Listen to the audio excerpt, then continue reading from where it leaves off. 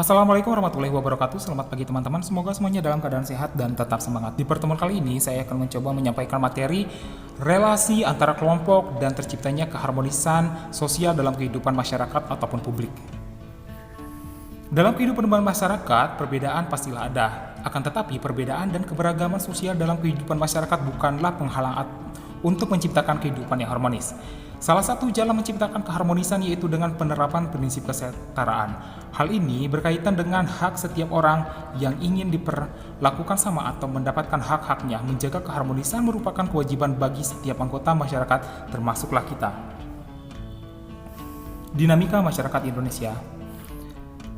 Keberagaman budaya merupakan tantangan sekaligus peluang bagi masyarakat Indonesia. Dikatakan sebagai tantangan karena apabila tidak dikelola dan ditangani dengan baik, keberagaman budaya akan dapat mendorong timbulnya persaingan dan pertentangan sosial.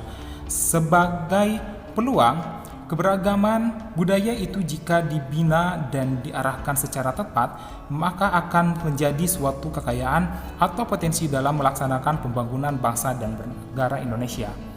Harmoni sosial.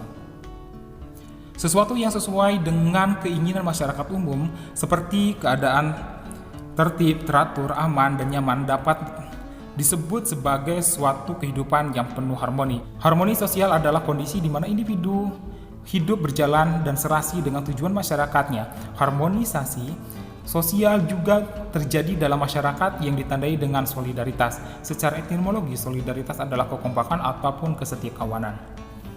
Kata solidaritas menggambarkan keadaan hubungan antara individu dan atau kelompok yang berdasarkan pada perasaan, moral, dan kepercayaan yang dianut bersama.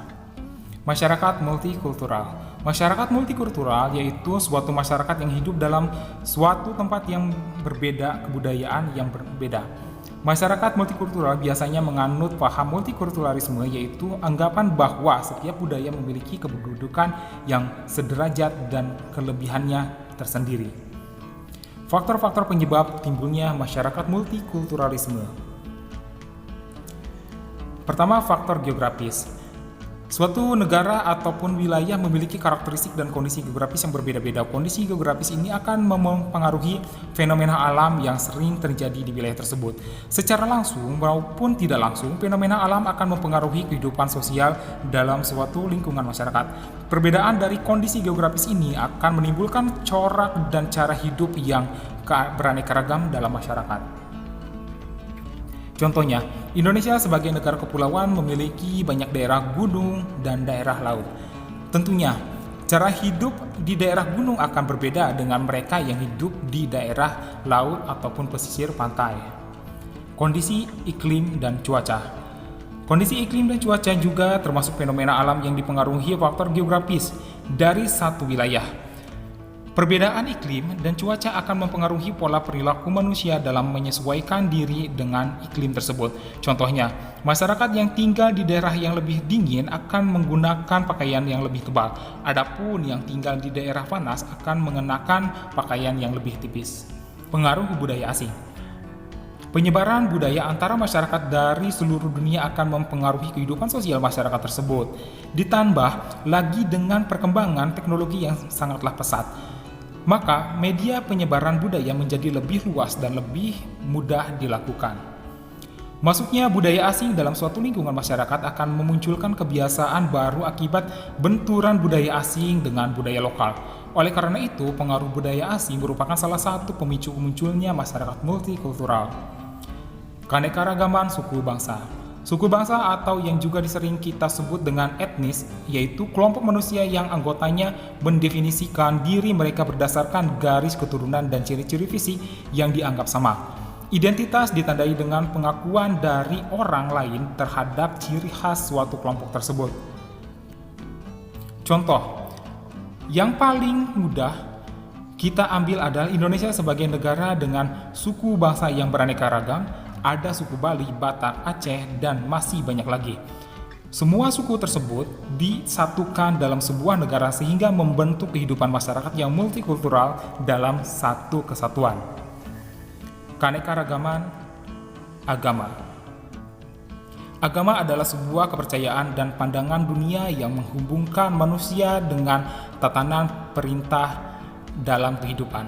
Agama memiliki simbol dan sejarah suci yang dimaksudkan untuk menjelaskan asal-usul dan makna kehidupan. Agama memiliki ikatan yang kuat dengan seseorang karena setiap agama memiliki aturan, kitab suci, dan tempat-tempat suci yang mempengaruhi kehidupan penganutnya. Ada beberapa jenis agama yang ada di dunia. Penganut agama yang berbeda dalam suatu wilayah akan menciptakan lingkungan masyarakat multikultural. Oleh karena itu, agama merupakan salah satu faktor yang dapat memicu timbulnya masyarakat multikultural. Keanekaragaman ras.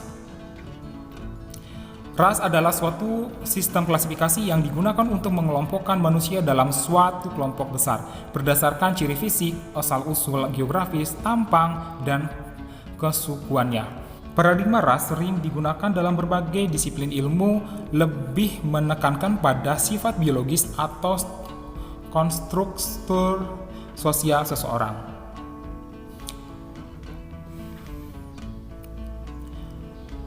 Peran antropolog dalam ilmu evolusi mengidentifikasikan istilah ras untuk membahas perbedaan genetika.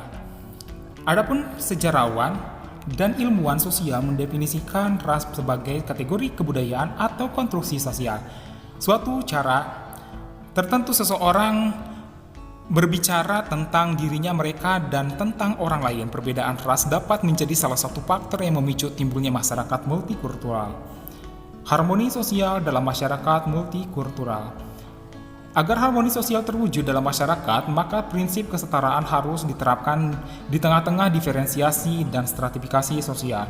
Di tengah potensi konflik yang memungkinkan bagi bangsa Indonesia, maka usaha untuk membentuk suatu masyarakat multikultural menjadi sangatlah penting. Negara Indonesia perlu mengembangkan dan mewujudkan nasionalisme egalitarian. Artinya, negara menciptakan iklim yang kondusif bagi tumbuh kembangnya kemajemukan agama yang ada.